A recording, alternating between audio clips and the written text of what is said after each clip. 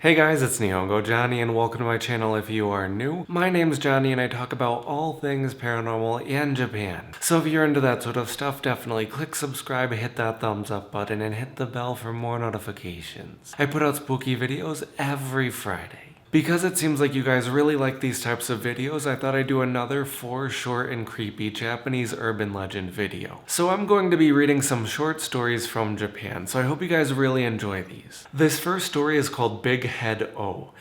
And I remember reading this a long time ago in Japanese, and it's a really creepy story. I don't remember where exactly I read the original version, however you can find the translation on scaryforkids.com. Big Head O is a scary Japanese urban legend about a man who comes across a scary village. And this village is inhabited by people with big heads. Even in Japan, nobody knows what this story is supposed to mean, and no one has been able to track down the location of the village. I came across it when I was traveling here and there on my own. It was a small village with a cozy little inn. When I stayed there before, the hospitality I received was very impressive, and for some reason I wanted to go there again. I set out alone in my car during the holidays. I have a good memory, so I was confident that I could remember the route that took me there before. When I was approaching the village, there was supposed to be a signpost indicating where it was. However, when I went there, I spotted the sign. I was surprised. The sign should have read the village's name and how far it was from the signpost. However, it just said Big Head O. When I saw that, I had a bad feeling about it, but I decided to drive there anyway. When I came to the village, I found it was completely deserted. It was like a ghost town, and all of the houses were covered in weeds. I was puzzled, and just as I was about to get out of the car, I saw a figure emerge from the bushes. It was about 20 meters ahead. It looked human, but it had a really big head. Huh? I thought. What is that? While I was trying to figure out what was going on, I saw other similar creatures coming out of the bushes all around me. They started coming towards me and moving in a very bizarre and grotesque manner. They had their hands on their feet, and their big heads were swaying back and forth, side to side. I was glad I did not get out of the car. I put the car in reverse and stepped on the accelerator. I was backing up at a terrifying speed, and I did not stop until I was back on the main road. Afterwards, when I returned home, I looked at my map. I saw the location of the village. To my surprise, I discovered that I hadn't been to the wrong place. The village was definitely the exact same village I had visited a few years ago. However, I don't think I will be going back there ever again. I think that story was pretty creepy. It left a lot up to the imagination. I think it's the fact that it didn't go into too much detail that made it even creepier. So let me know what you guys thought of this story in the comments below, and we'll get on to our next story. This next story is requested by a subscriber named Jackson Ortiz, and it's called Gozu, or Cowhead in English. The Cowhead story, or Gozu, is a Japanese urban legend of a scary story that is considered the scariest horror story ever written. It is supposed to be so terrifying that you might die of fright after hearing it. According to legend, there is a horrific story called Cowhead. It was discovered in Japan during the 17th century.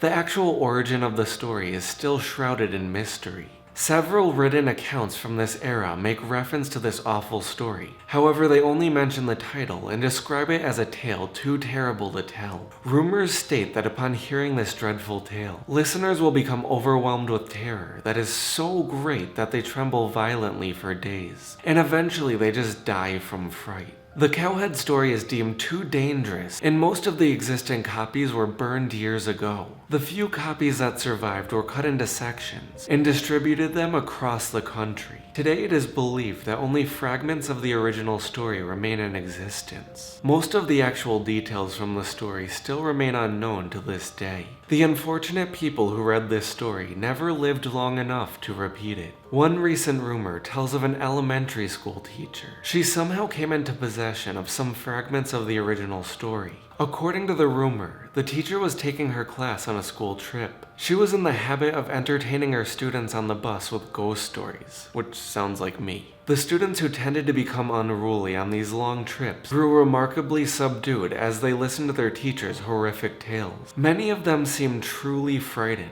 After some time, the teacher announced that she would tell them the legendary story of Cowhead. Before she could even finish the first sentence of the story, however, the children began to panic.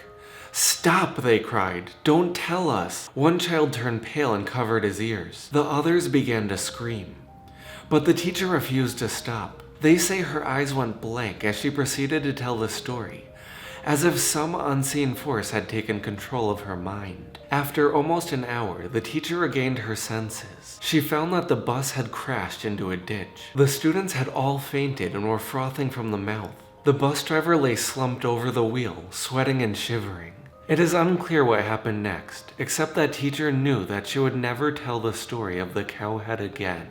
That story kind of makes me wish I could find the actual story. I want to see if it's actually real, if it's actually that scary that people die. What do you guys think? Do you think it's real or do you think it's just made up? Let me know in the comments below and we'll get on to our next story.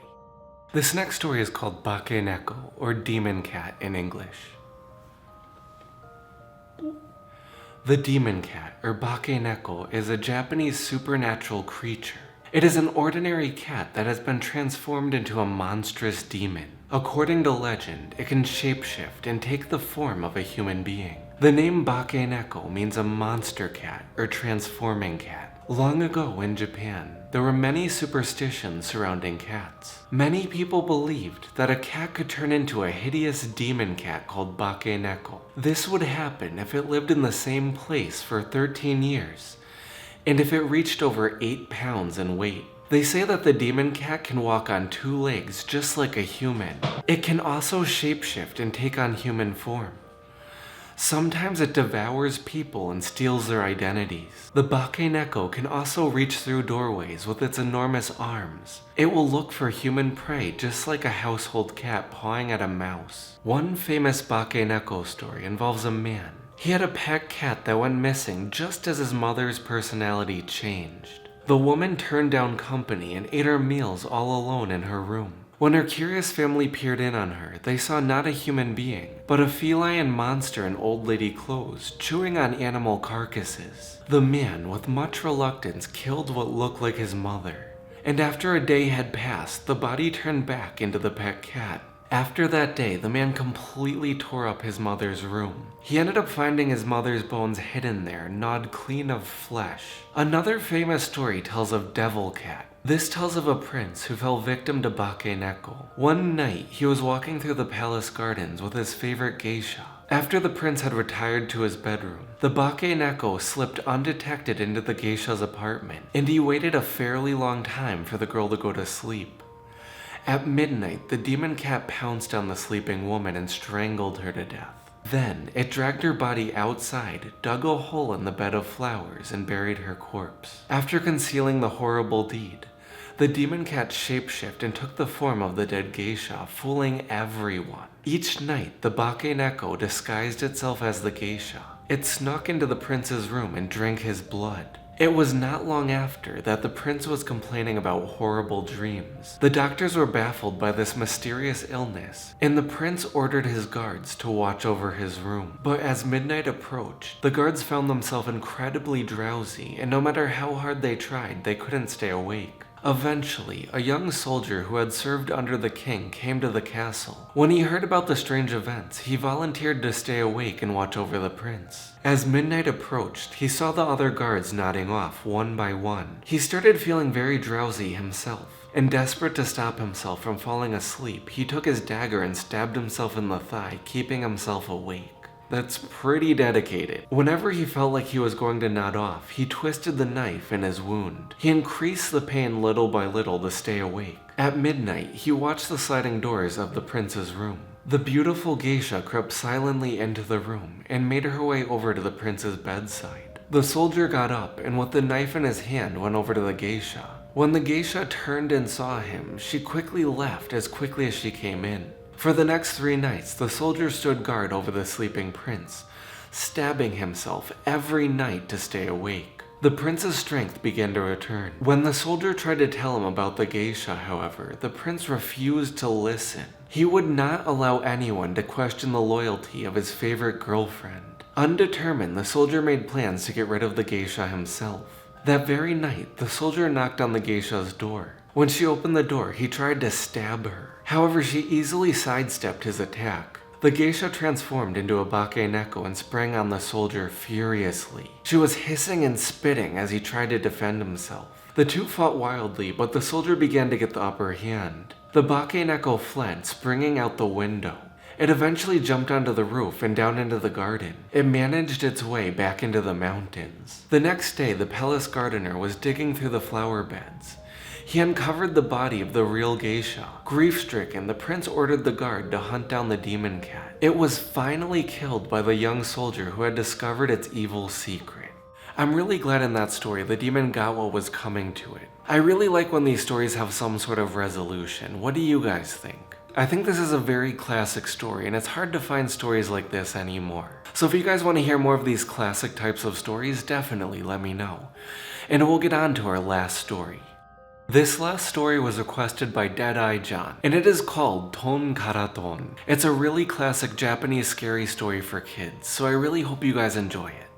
Tonkaraton is a Japanese urban legend about the ghost of a man wrapped in bandages. He carries a large Japanese sword. If you don't obey his orders, he will kill you. Tonkaraton is a Japanese ghost. His body once again is completely wrapped in bandages from head to toe. He carries a large Japanese sword on his back. He appears on a bicycle while singing ton, ton, Tonkaraton. According to the legend, Tonkaraton appears to people who are walking home in the evening after school. If you meet him, he will cycle up to you and suddenly tell you to say Tonkaraton. If you say it, he will leave you alone and ride off. But if you don't say it, he will take out his sword and slice you into pieces. If Tonkaraton kills you, he will wrap your whole body up in bandages, and you will become a Tonkaraton too. No, you shouldn't say Tonkaraton until he tells you to, or else he will kill you for saying his name without permission. If you wear a bandage on your left hand, he will leave you alone. This is because he considers you a friend.